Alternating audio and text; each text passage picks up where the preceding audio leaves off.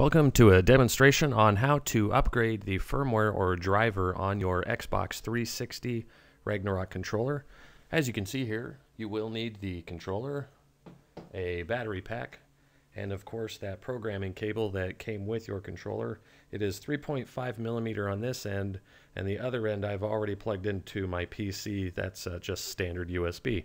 Let's begin by surfing to the Viking Digital website. Click on Support and find the icon for the Xbox 360 Ragnarok. Click on that. And somewhere on this page we will have all the downloads available. Up here at the top we've got the latest driver for the Xbox 360 Ragnarok, and we call that the universal driver right now. And let's go ahead and right click on this link and save this file. Let's go ahead and save this on our desktop so it's easier to find later. And it's a small file. It should download rather quickly.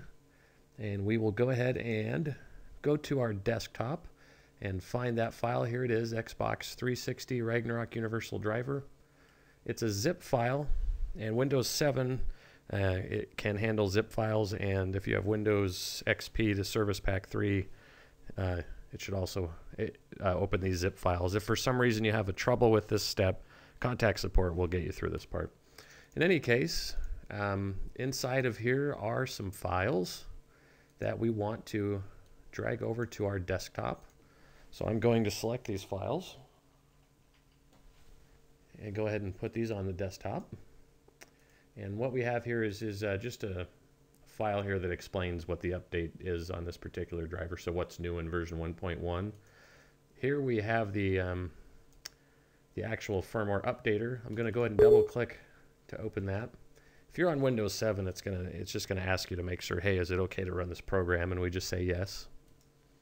And here we are. We've got that firmware updater tool open. And right now it says, hey, I can't.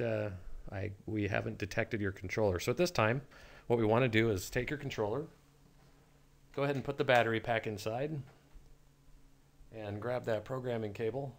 And remember, we've already plugged the USB end into our PC, and we just go ahead and plug the 3.5 millimeter jack all the way in.